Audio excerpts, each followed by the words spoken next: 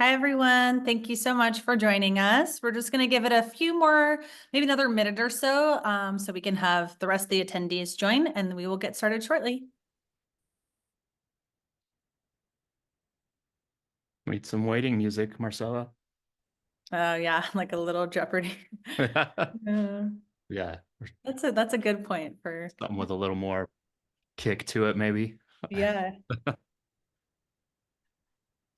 For those of you that are just joining, we're just giving it like another minute. I see tons of people are coming in from a participant standpoint. So we know that people are, taking time out of their workday. So we'll just give it another minute and we will get started.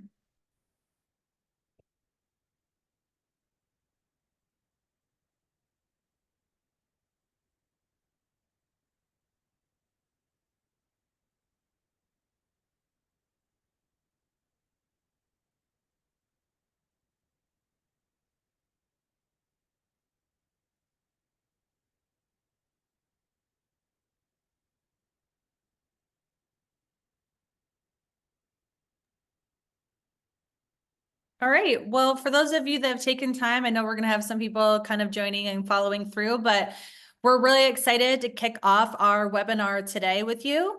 It's called Accelerate Your Glow Up and talking through growing beauty sales on Amazon and TikTok. Two very important marketplaces. A couple of things, we are recording this, so if you have to jump off or you have a colleague who wasn't able to make it, we will be sending out the recording afterwards.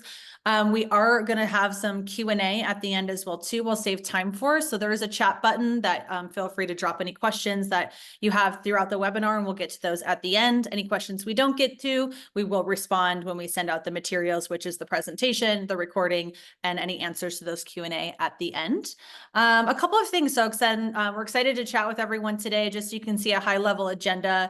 We're going to talk through managing Amazon and your TikTok strategy, talk about getting discovered on Amazon, Adtech and organic traffic, Amazon key growth drivers, intro to TikTok shops, the TikTok shop opportunity, and the playbook for TikTok shops. But before we jump into kind of the details a little bit, I just wanted to share that today's webinar is sponsored by Pattern. If you're not familiar with Pattern, we are the #1 Amazon seller globally. We are a global marketplace accelerator that does almost $2 billion in revenue. You can go to pattern.com to learn more if you're not familiar. You're going to learn some things throughout the event a little bit, and you can always reach out to myself or Trenton afterwards with any additional questions. And with that, let's do some intros, right? We haven't shared who we are yet, which could be important. So I am Marcella Schlitt, and I'm the global head of beauty at Pattern. I've been here for over a year, and my background is primarily in the beauty industry. I spent 14 years at Nordstrom, working on the store side and then the corporate side in multiple roles there, and then was with Amazon for 2 years. And I spent time on the 3P side of the business, supporting premium beauty. And I had a team who supported the largest sellers and accelerators on the platform. At Pattern, I really focus on business development for the category and making sure that we know this is a very niche category and making sure that we're building out infrastructures in place to really help beauty brands support acceleration on a marketplace, which is really unique. Marketplaces are unique to the beauty industry, and it was very taboo in the past, and it's become this discoverable platform. So we're here to kind of share some ideas on how beauty brands can be successful. Awesome. And I'm Trenton Romp. I'm the head of marketing for Pattern Creators, which is the division of Pattern that sells our influencer marketing SaaS software product, as well as runs our TikTok shop fully managed service, and then influencer marketing services that we handle as well. So my past is an e-com founder, a lot of software SaaS startups, and then for the last about a year and a half now, I've been deep in TikTok shop and understanding everything that's going on there. Lots of data analysis, lots of peeling back different layers of how to perform on there and drive growth, whether that's through lives or videos or content, ads, what have you. So excited to dive into all that. Awesome. All right. Well, first, we're going to talk more about Amazon. Again, these are both really big marketplaces, so it kind of ties in together. But just like startling fact, if we're not aware, like Global beauty e-commerce is becoming massive, right? Over 100 billion worth of opportunities. We know that e-commerce, it's not in one of the slides, but it is 22% of all sales are really coming from e-commerce in the beauty sector, which is the number one, e-commerce is that number one place to get it, followed by specialty stores. So this is a really important area that we're focused on. How can we continue to scale and be really sustainable and stand out and gain market share in this platform? We'll go to the next slide. So one of the things that's really interesting, and I kind of like teed this up a little bit, is marketplaces are, it's massive and it's not stopping. And we all know, we look at Amazon and think, well, it's all Amazon, but there's some other like trailers that are really starting to build. So just for beauty specifically, we're seeing $56 billion in Amazon globally. We know Tmall is really big, so we're seeing 30 billion there. And then there's some other ones more European, but what's really interesting is TikTok Shops is a marketplace, and you can see that it's starting to be a big contender.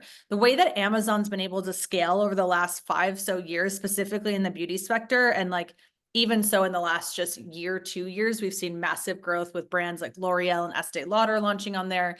It's no surprise to see TikTok where it's at and to see the potential of where it's going to be within the next year or so. So just really interesting to understand like the size of the prize.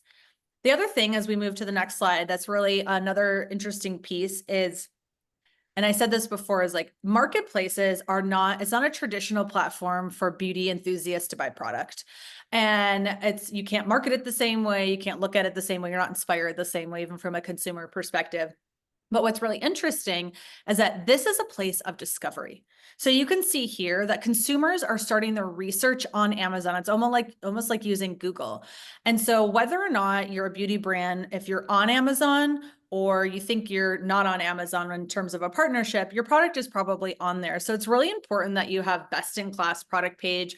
You have the right level of conversion, the right experience for the consumer, because they don't know the difference. And so this is a really great way, these platforms, to acquire a new customer and maybe potentially younger customers. When we talk TikTok Shop, maybe it's skewed a little older with Amazon, but either way, you're kind of acquiring a new customer because they're doing discovery on this platform where maybe they wouldn't have found you if you were only specialty retailer based. So one of the things we talked about is like, you can see the size of the prize. We know the importance based on discoverability, based on the revenue we're seeing, based on like, this is where the consumer is going. So how are you successful on this platform? So some of the things that we look at is the e-commerce equation, which probably is not new to many of you, but it's really what I like about it. It's simple and it really works. So it's all about like availability, traffic, conversion, and price. That's how you're going to drive revenue. And you kind of just keep repeating it at a very high level. And so one of the things that we like to do is we provide free brand scorecards where we can share with you how you kind of stack rank in these areas and where the area of opportunity is. So if anyone's interested, we do that complimentary. Feel free to reach out. But these are very critical areas. So whether or not you're working with a different partner, make sure you're really diving in here to understand like how can you level up in these areas and how important the combination together is to driving that revenue. The other thing that we talk about is I want to talk specifically about traffic for a moment, just kind of highlight that. And so when we talk about traffic, one of the things is, you know, there's a lot of ad spend, right? Is a really big topic of discussion. And, you know, kind of spending and what does that look like? And one of the things that we really find is really important is if you look at the first page at Amazon, we can go to the next slide a little bit. I'll kind of share a little bit more is like, all the clicks, 80% of the clicks on Amazon happen on the first page of search results. And if you look at what those pages are, all but 3 spots are paid sponsored ads. And so really it's important that instead of trying to constantly outbid and work with, you know, just constantly outbidding other brands, you got to build that organic rank. It's really important. And it takes the right partner, maybe the right tech to be able to kind of focus on building that out and working through that. So we'll move kind of to the next slide. And so one of the things that we think is really important is, you know, like we talked about, driving traffic to the marketplaces, capturing and converting on marketplace traffic. And how you're really able to do that is using the right level of data to continually optimize for efficiency. And so really ensuring you're going through the flywheel process here to help grow demand and sales. and doing it the organic way is more sustainable, right? Like just constantly using dollars to outbid another brand, it's not a sustainable model. You want to focus on how can you build, like focus on the right keywords that make the most sense and thinking outside of the box. And a way to do that is like with the right tech and understanding who are your true competitors per product and what are the right keywords that make sense to bid on to have more sustainability and to build that organic rank.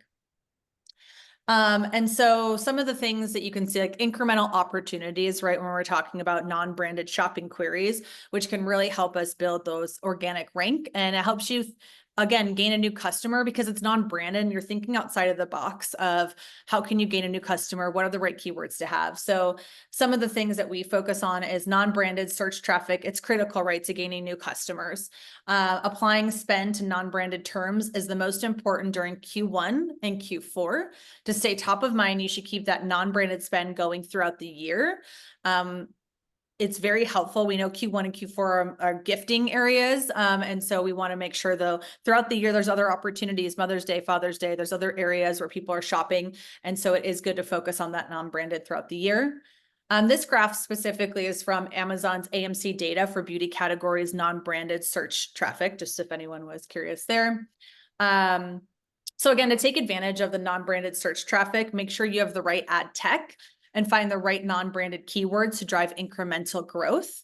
Again, this isn't a pattern plug. We do have AI tech, but there's a lot of great partners out there. And the whole point of this webinar is just to provide really great information for brands. And so as you're working with ad agencies, which many of 1P partners do, or you have another external partner, it's really important to understand what that technology looks like to ensure that you guys are really leveling up and you have the right partner that's enhancing what that experience looks like.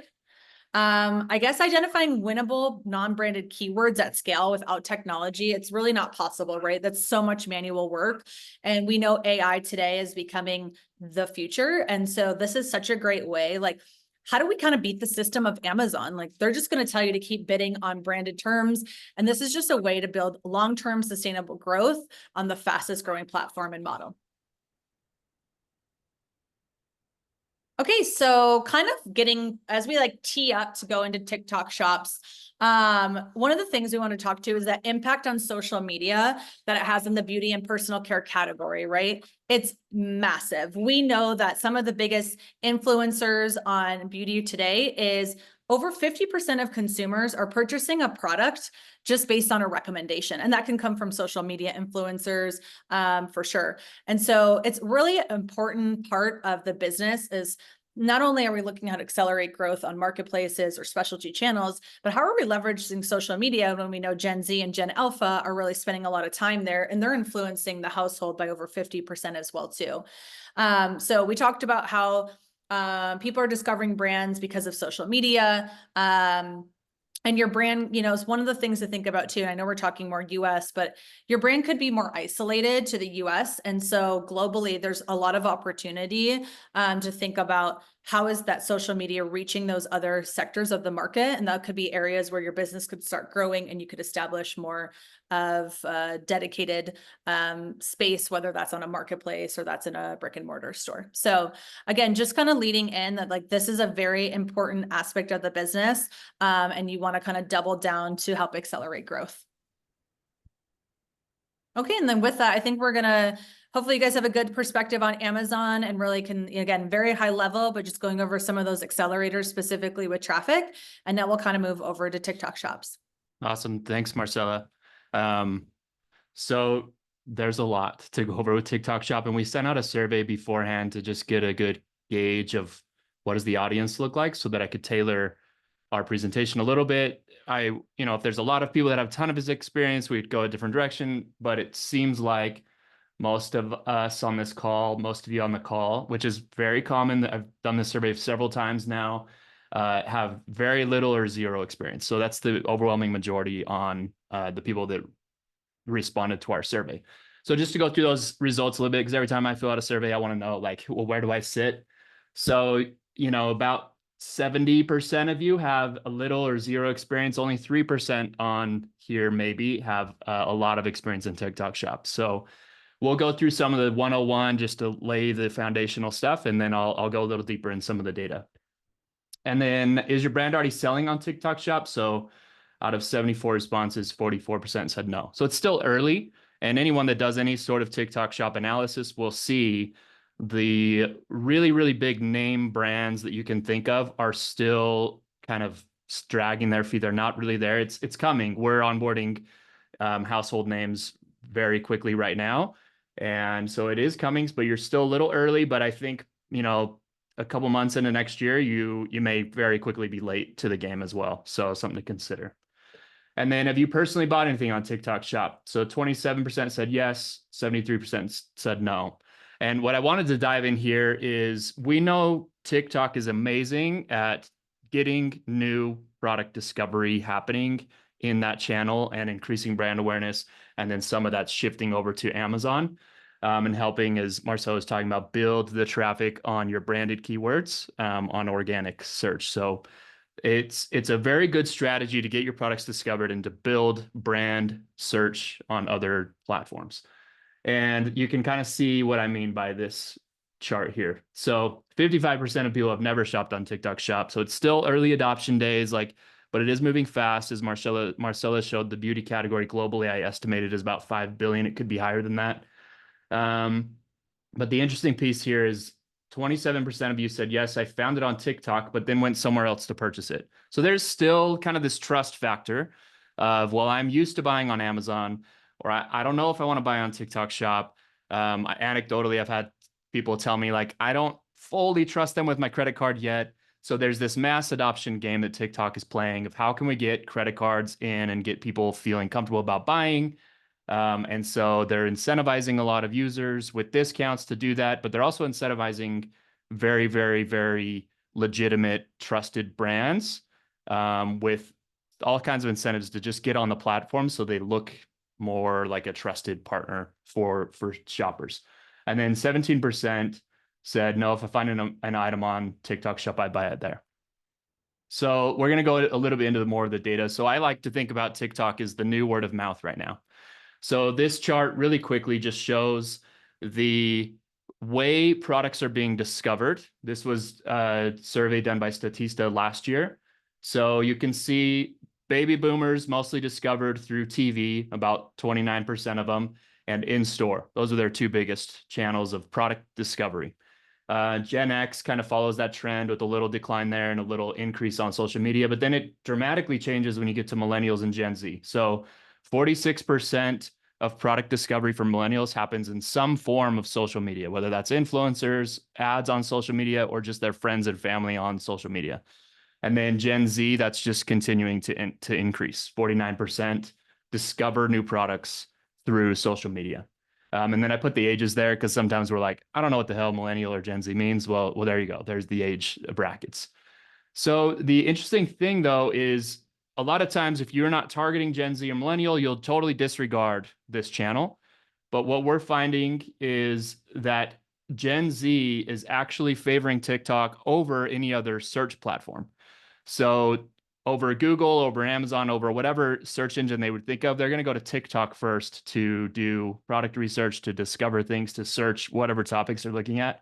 And then 45% of them on TikTok have recommended a brand or product to their parents. So that's what I mean by TikTok's the new word of mouth. Gen Z millennials are discovering products very quickly on TikTok, and it's amazing at doing that. And then outside of the platform, they're telling their parents, their friends, they're telling everybody about the things they saw on TikTok. I saw a video yesterday. It was like, how do you know if a product went viral on TikTok? And it had this huge line in Walmart lining up to buy this energy drink. And everybody was like kind of grumpy at each other in line for this energy drink. And it was like, that's how you know it went viral on TikTok. So it does lift other channels, and we have, data to show that. Okay, and then let me just talk a little bit about the opportunity here. So there's a little more than 175 million active monthly users in the US on TikTok. And the average user, this stat kind of blows my mind, spends 1.8 hours a day on the platform. So they legit like digest an entire movie every day on TikTok. And that doesn't happen in one sit. They're logging into the platform at least about 19 times a day. Then the other interesting stat is like, okay, we know the audience is here, and the audience is large and they're engaged. There's a lot of opportunity to get in front of them, but is there actually shopping intent? So 75% of TikTok users say that TikTok inspires them to buy or try new products and services.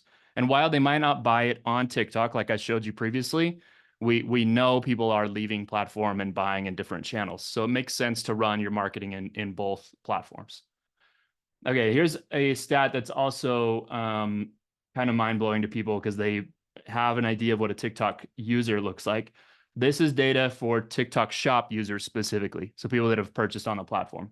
So 53% of them are aged 25 to 44, and the average household income is 119K. So these are people that have buying power, and 25 to 44 covers most of our target segments, I think, of anybody on this webinar. So don't disregard it as immediately that's a Gen Z platform and I don't know how to do it. And I'm going to hand it off to my junior social media person. Like, no, this channel deserves a strategy. It deserves how are we going to execute or not execute on this and why? And that's what I'm trying to help you guys do today. So let's do a little TikTok Shop 101 because most of you said you were brand new to it and not really sure what it is. A lot of us don't have TikTok on our phones. So let me just quickly give you a 101 so we're on the same page here as we talk about some of the other data. So the primary driver of TikTok Shop are what's called shoppable videos. So when you're scrolling through your feed, you can see at the top right here, it says for you. So those are just algorithmic based videos that TikTok is recommending to you, and people just kind of scroll through them. They swipe up pretty quickly.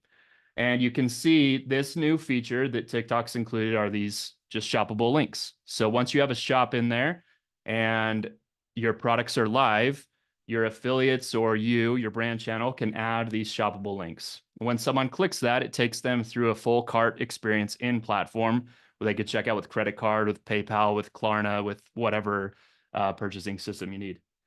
And then the other experience where people can shop is live streams, which is gaining traction in the US. It's very big overseas. And it's very interesting to see how this is kind of changing shopping behavior in the US and how brands are leaning or not leaning into this. So shoppable lives, you can see here, this is the live stream and the product card is pinned here at the bottom of the screen as you go live. And you can click this and purchase through TikTok, or you can click on the bag here and it will show you the showcase that's being demonstrated or sold in that specific live stream. The next is a shop page. So every brand account, whether it's a person, a brand, like here we have Revolver Phillips or whoever it might be, they could add a shop link. And when someone clicks that, it sends them to that brand's shop page where they would have all their products listed, the reviews on the products, the different categories, etc. And then when you click on this is the product detail page. That's pretty much where most people land when they are shopping. Then the shopping mall experience. So at the top right of a user's screen, they could look at For You, they could look at the people they're following, their content, or they could click shop and they'll hit kind of the shopping mall. This is probably the most similar to an Amazon experience that you could find on here, where you can search for products, scroll through, and it'll have algorithmic based recommendations for you and the personalized recommendations. There will be new sales opportunities that TikTok's pushing, etc. So that's kind of TikTok Shop 101, just really quick. There's other ways people can explore the app or things like that. But we're not going to go too deep on those. What I want to show now is what are the levers you need to pull to execute on that experience that I just showed you? So these are the things that we provide as a TikTok Shop partner and fully managed service. So shop operations, content creation, affiliate execution, and advertising. And I want to just dive into these a little bit. So this is kind of the operations side. So TikTok is operated through Seller Center, which you can tell just looking at the menu on the left. There's a lot to this. So this isn't just a social channel that you can apply some sales to. This channel deserves its own strategy, its own content play, its own advertising playbook. There's a lot more to this than just, add some products here and see what happens. Let's content creation really quick. So the recommended output that TikTok has been telling us with our biggest clients, our biggest partners, is 1,000 videos per month, which any social media person you tell that number to is going to feel stressed. They're going to feel overwhelmed. So that's 2 to 3 brand videos per day, plus filling the gap with affiliate videos. So it's like 960 or whatever, number you end up with, affiliate videos. So you can tell already there's a massive motion, and it's really the engine of TikTok Shop behind recruiting, onboarding, convincing affiliates to sell your product at scale and on repeat, which is probably one of the hardest parts for brands to really get going. And then the other one that stresses social media managers out is when we say you should probably doing a brand live stream at least once a week that's 2 hours long, and you can just see the look on their face, like I don't want to go on camera 2 hours long. It's a difficult thing. So as I said, one of the biggest motions here is affiliates, and I just have to say, like, TikTok Shop has brilliantly created an affiliate recruiting tool inside the platform that I think is one of the reasons it's scaling so fast and running circles around whatever Meta has done in the past with shopping experience. So there's 2 types of ways to work with affiliates. So an affiliate in TikTok is someone that's been approved by TikTok to sell products on the platform. So they have to have a certain amount of followers. They have to obey content guideline rules. They have to obey different rules, or else they'll get banned out of the affiliate program, or their account will get shut down entirely. So there's 2 different ways to work with these affiliates. The first is called a target collaboration.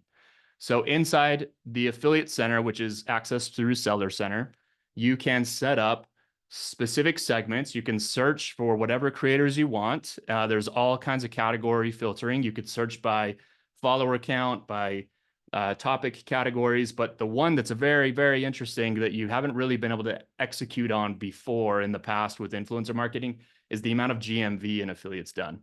So you could actually filter by, I want someone that sells in the beauty space and that has done at least $100,000 in GMV in the last 30 days through live streams. And then you can segment your outreach to that group of affiliates that's very, very good at selling on live stream.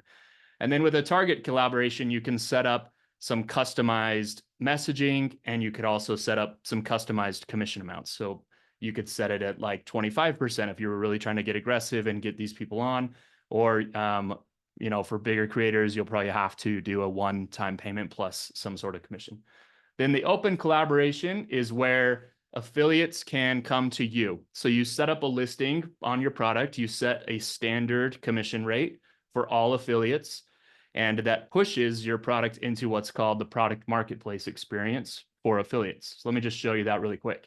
So if I'm an affiliate on TikTok, I log in and I'm like, I want to make $1,000 this week. I got bills to pay. This is my side hustle. I want to make $1,000.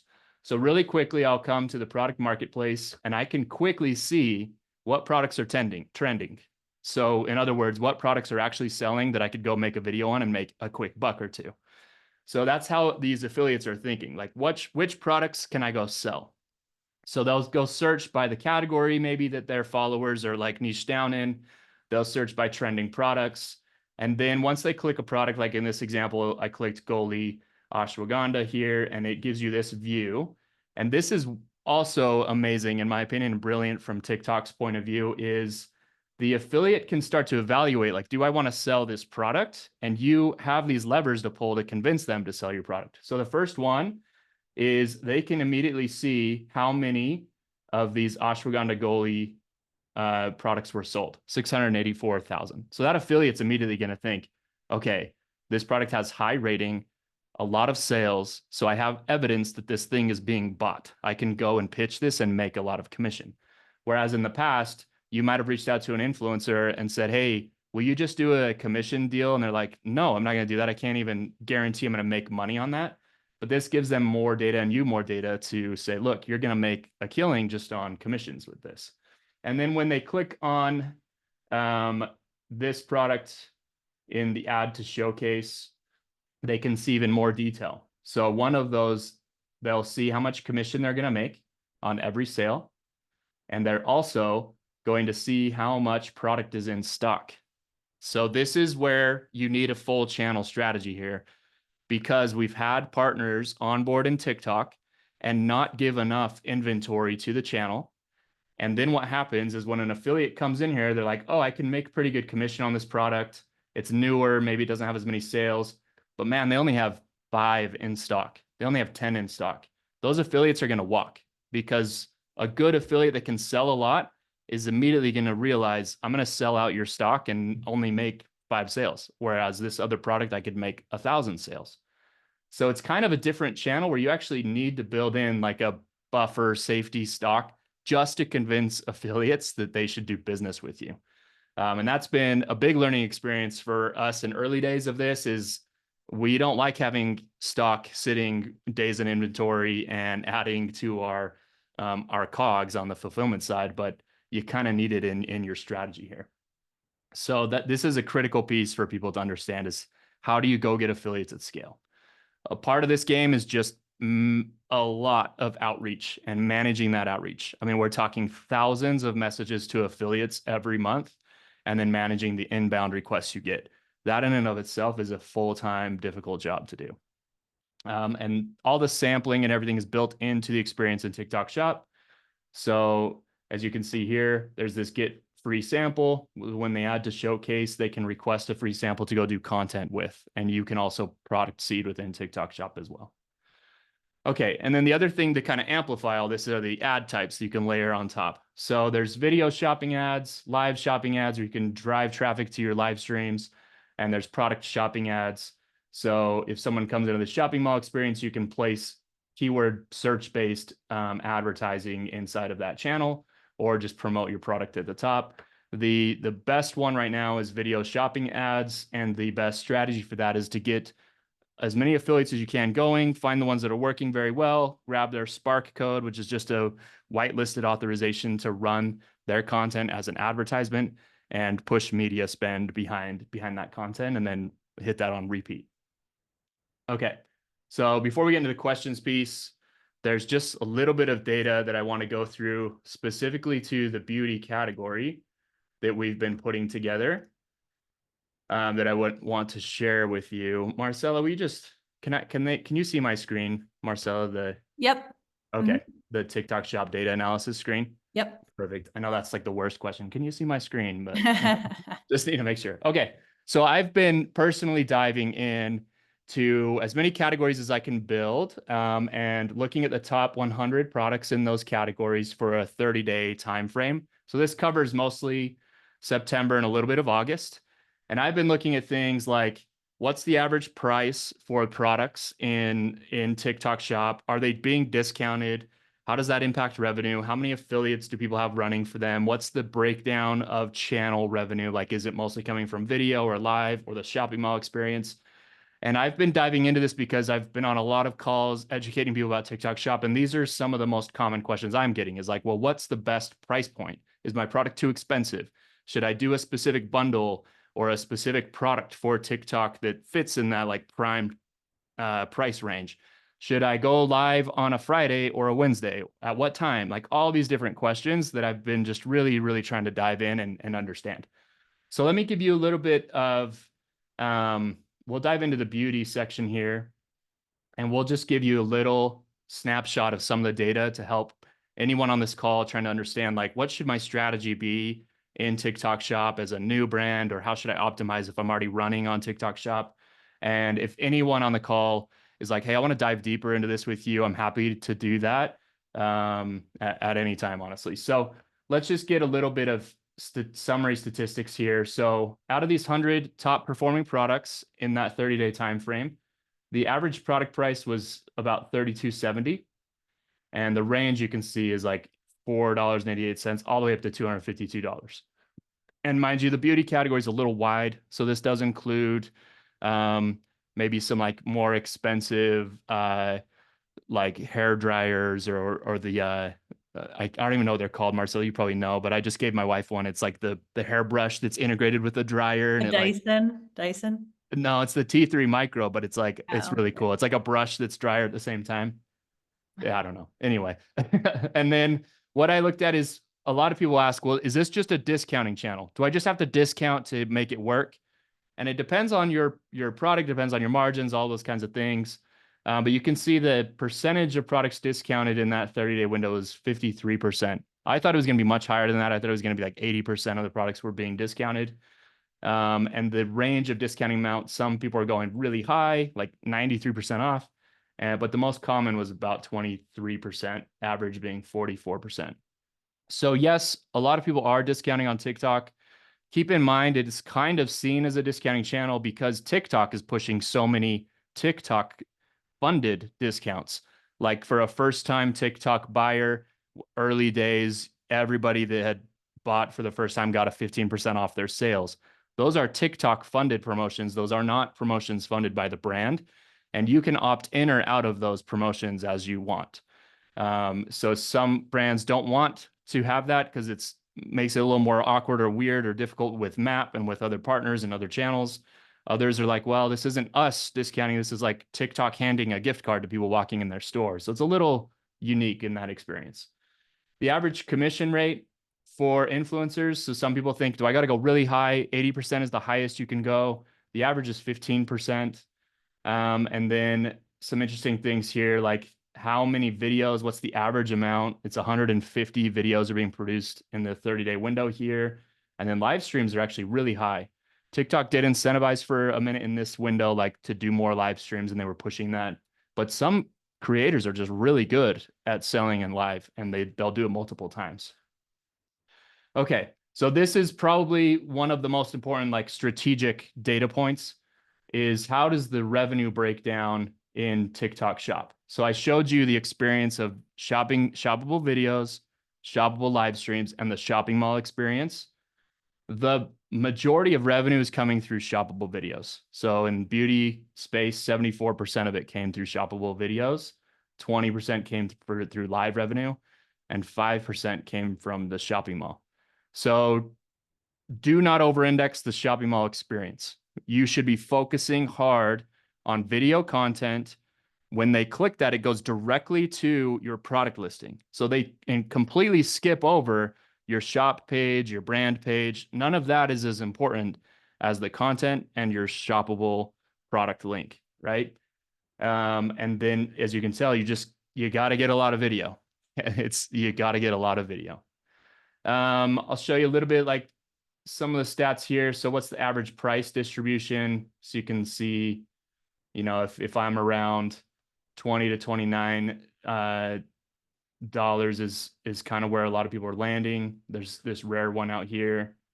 This one's really interesting. So does it matter how many creators you have in your program? Does that impact revenue?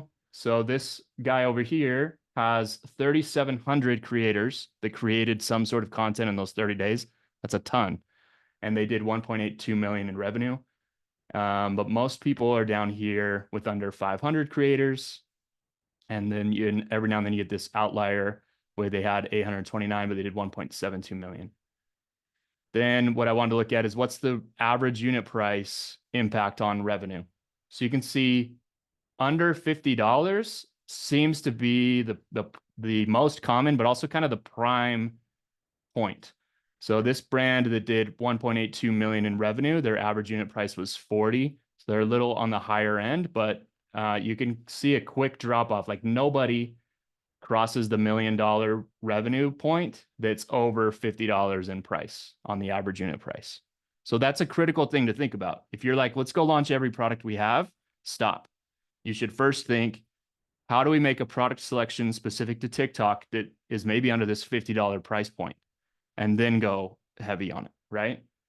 And then the commission rate. Like if we set a crazy high commission rate, 50% isn't crazy high, but it is high. Is that going to drive way more revenue? Like, are we going to get a ton of creators?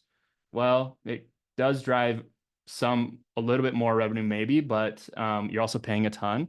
Whereas to me, it seems like 20% is probably a better place to be. You're going to be paying less to creators and you're still going to have these opportunities to generate a lot of revenue. Even maybe, you know, down to the 15% is like, okay. So I'd probably be in this range to start. And then you can do the targeted collabs and go higher if you really want to recruit people. Then revenue versus video count. So there's all these different data points that I can dive deeper because for the sake of time, I'm not going to go too crazy here. But anybody wants to with me dive deeper, I'm happy to. The other thing I wanted to look at is if we discount, do we make more money? Just revenue, right? This isn't looking at margin and at the end of the day, your EBITDA or anything like that. But do we make more revenue if we discount? And honestly, it's like If you do discount, the median is 340,000 is a little higher. And it looks like the total opportunity potential is higher, but really it's not like dramatically different, right? Like I think you could have plenty of opportunity if you don't discount. So don't just disregard it as a discounted only channel. Think about how your strategy could fit in, what your margins look like, and how your product could fit. Okay. And then let's see. There's a couple more things I want to just get into here. So this section is really interesting, and I just want to save some time for questions. So what I wanted to look at is some of the creator stats. So what's the average follower count for the creators that these brands are recruiting? 190,000. What's the average revenue that a creator is doing in these 30 days? How many videos are they doing on average? How many lives are they doing on average? So this is really interesting because if you can find a phenomenal creator that makes money on your product, they will post multiple times on their own. And you don't have this game anymore of like convincing them and convincing them and convincing them. You actually just recruited a stellar salesperson that has wide reach, and they will just go live for you once a week, or they'll post twice a week, and you'll get revenue from them in a like evergreen fashion almost. So this is an interesting stat. I like to think about what's the average revenue per view of a creator on a video. And in beauty right now, it's 8 cents. So I like to use that as kind of my modeling. Okay, if I can go get 500 creators and on average, they can get 165,000 views per video. That gives me this many views. And if I can perform like to the average of the beauty channel, I could make this much in revenue. And then you could kind of back out of that and be like, okay, the commission rate's this. That's going to put us at this much, true revenue. And then what's my margin and how does that actually work in the channel? And then some other things we looked at is the average video length is 1:06. Shortest video is 7 seconds. The longest was 10 minutes. Somebody can talk if they're going for 10 minutes. And then live streams is kind of interesting data points too. Somebody went for 10 hours on a live stream. So this isn't the brand. This is an affiliate that's just like, I'm going to go live stream for 10 hours for this brand, which is crazy. And the shortest was 11. So this is also a stat or a data point that I think is important to your strategy. A lot of times when people think of influencer or affiliate, they think I got to go get a person with as many followers as possible. And this kind of blows that out of the water. So this affiliate has almost 7 million followers, and they only did $3,850 of revenue. This affiliate has 41,000 followers and did $350,000 of revenue. And you kind of see like people with over 1 million followers, they don't perform as well as people that are kind of lower down here. And I think also with anyone over 1 million, especially this person over here at 7 million, you're probably going to be paying like a one-time fee just to get them to post. So I wouldn't just go after follower count on this. I would target kind of the micro influencer that's actually doing GMV that you can see in the affiliate center.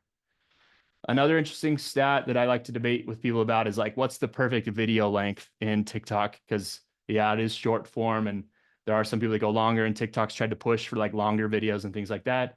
So you can see here, this is in seconds. So if you go over 200 seconds, your video is just like, the revenue's not going to go. I don't have a big sample size there, but across all categories, this kind of holds true. Under 100 seconds is pretty prime. And then we've looked at the live stream start time. So what I wanted to know is this channel like a late night shopping, like back in the day where you're trying to catch someone at 2 a.m. that doesn't have any more willpower left, and you're just trying to get them to buy some object? But we did the analysis here, and we're seeing like noon is actually a prime opportunity time. And even, right after work is probably a good time. And then what days are the best to live stream? Wednesdays, Sundays, Saturdays. I would probably avoid Mondays and Tuesdays. And then this one is interesting. It's like, okay, so you remember our average video length is 1:06. This is the last one I'll show. So if I'm over my average video length, so if I go over 1:06, how does that impact revenue? And you can see that this inner quartile of yes, it is over the average video length is a lot bigger than the inner quartile of no, it's under. So there is a point here where it's too long, but you should probably be slightly over a minute 6 and then just probably under the time I showed above, like under the 150-second mark. So there's kind of this prime zone of perfect video length. Anyway, I'll stop there. I'm nerding out too much, and I can't give feedback on a webinar, so I probably put a bunch of people to sleep. But we'll stop there for Q&A. I think if anybody's come in, or any further details anybody wants to go into. But thanks for cluing in here. So any questions? Trenton, we've had a couple questions come in, so I'll just go ahead and read those off. Oh, by the way, if anyone else has any questions, feel free to drop them in the Q&A. That's kind of what we're monitoring right now. And so I'll be reading those off and we can get those answered. So the first one is, in the open affiliate marketplace, how are you thinking about content review? Is there a way to keep people from making crazy, unsubstantiated claims about my product that I can get into some legal issues with? Yeah, this is the first question we always get when we say go push affiliate content fast. So the first thing is TikTok is TikTok is very good at creating a platform that tries to scrub everything out as well as it can. So they have things built into the algorithm that I've read about where if you post a video and you're driving and you don't have a seatbelt on, that video is gonna just totally tank. Like they don't want to show things like that. There's also keywords that will immediately flag. So as far as like, or like anything very racy. So as far as just way out there wild videos, you're going to be protected by TikTok itself.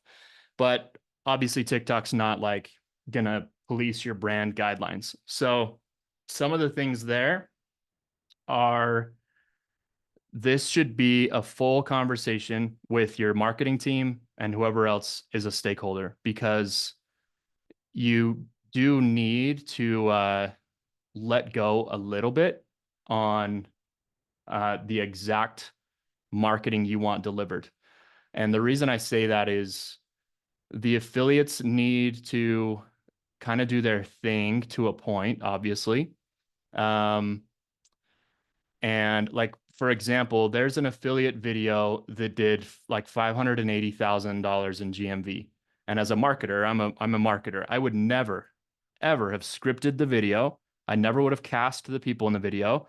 I never would have set the scene as it is. It's like, um, it's a woman, and she put her like 80-year-old mom on this vibration board that's like this exercise machine, and the mom is like kind of struggling on the board, and then in the background there's this huge obese dog. The house is kind of messy, and it's like a 6-minute video, and she just kind of goes, she does tell all the benefits and everything, but I never would have scripted that thing or like said as a marketer like, yeah, this is the strategy. But I probably wouldn't have been able to make a video that did 580,000 in GMV with like a fully scripted ad. So you do need to like lean into that a little bit and understand it and figure out how to navigate it. And then the other piece of it is with the right partnership or the right connect inside TikTok, you can get things removed or deleted, especially if you're worried about them making claims. The other, TikTok is very sensitive about claims. Like when you make a product listing in the shop, if you're anything digestible, if you're even a toothbrush that everyone knows is a world-class brand, huge toothbrush that probably has all the data to prove their claims, and you make claims, they'll hit you on it. So they police that themselves big time. And so I don't know. To me, it's like I don't think you need to worry about it as much as you do, but there are different conversations or people you can plug into at TikTok that would help you navigate that a little bit better. And then when you do the outreach to creators, just give them some guides, give them some things not to say. They all want to make money. And so if you set them up the best way, they're going to want to repeat business with you. So, a lot of people kind of think they're just rogues that are going to do whatever they want and go be crazy, but they're usually just normal people that want to make an extra buck, and they're trying to figure out the best way to do that. So anyway, those are kind of my answers to that question. Awesome. Thanks, Trenton. We do have quite a few questions that have come in, so let's try and quick fire rapid answer those. Okay, sorry. No, you're good. No, that was a good answer. Another question came in. How do I manage my inventory with TikTok Shop? Yeah, so there's several ways. There's apps. You could integrate Shopify if you're D2C, and it'll just connect to your Shopify instance and put the orders through Shopify, but they're flowing through TikTok, and it'll sync the inventory that way. If you're going to do that, I just advise do not set up your product listings with the Shopify sync. Only sync the inventory piece. Do the listings separate, and there's a bunch of reasons for that. They have an integration with like BigCommerce, so same thing with D2C. You can use the multi-channel fulfillment tool that Amazon has. There's some apps in TikTok Shop that will do that, so it'll pull from your Amazon inventory. You could use Fulfilled by TikTok, so they actually have an arm, but you have to qualify for that. Well, they'll do fulfillment for you, or they have a big network of 3PL fulfillment offerings, us being one of those. So there's a ton of options. It's very similar to any other channel you'd kind of sell through. Awesome. For the folks that are still around, Trenton, do you mind just giving a really quick recap of how Pattern and Pattern creators can help brands get launched and get onto TikTok Shop? Yeah, so we're a fully managed TikTok Shop partner. And what that means is we could handle everything. So if you are a Pattern brand, we can go full in and purchase inventory from you and handle all the inventory, all the shop operations, content creation. We have an in-house team of content creators, and we can go and resource content creators, affiliate recruitment, the advertising piece. And then, like I said, we would warehouse and ship and fulfill everything for you. So that's kind of the end-to-end model. And then we also offered more like 1P services where maybe you're running on your own shop and you just want help with advertising, or you just want help with affiliate recruitment, or you just want help with some shop operations. We have more like an agency fee model to do it that way. So it could be we take care of the whole thing for you, or we do little pieces here and there to help you just scale up. Awesome. Thank you. There's an anonymous question, but can you confirm the perfect video length and what days is best for lives? People want to know. I mean, confirm is like a hard statement because this is only on 100 data points, so I wouldn't take this as like it's not 100% here, but I would suggest your live stream start time. So this is by the time zone of the creator. I would do lunch, or I would do like right after work. So that's for live streams. And then the live stream day, I would either do a Wednesday or a Saturday. And then I actually don't have data for posting times and days for videos. I don't think that's as critical because a live stream happens one time and then dies, whereas a video goes on. And even in TikTok's actually good at like recirculating videos sometimes, and a video that's been posted for a minute can go viral again. So video length, I would stay under 100 seconds. Is kind of the piece that I would lean towards there. So when you reach out to affiliates, like coach them, hey, can you do a minute video? Can you do a video this long? Here's like the talking points. Here's my 3 benefits. Here's et cetera, right? Hopefully that helps. But this is, like I said, this is not a huge data set, so I wouldn't be like, that's it. It's gonna fly, and I'm banking everything on what Trenton said. I can filter it to all, which is 500 data points, but it's still, it's still kind of at the 100 mark. Is where I'd keep it. Anyway. Awesome. All right, one more question. Do you think pricing is determined by the market, or could it be flexible as long as the product goes viral? In other words, would the pricing of the same item vary significantly between Amazon and TikTok Shop? Yes. I don't think TikTok has quite the controlling measures as Amazon yet. So there's a wider problem with third-party sellers.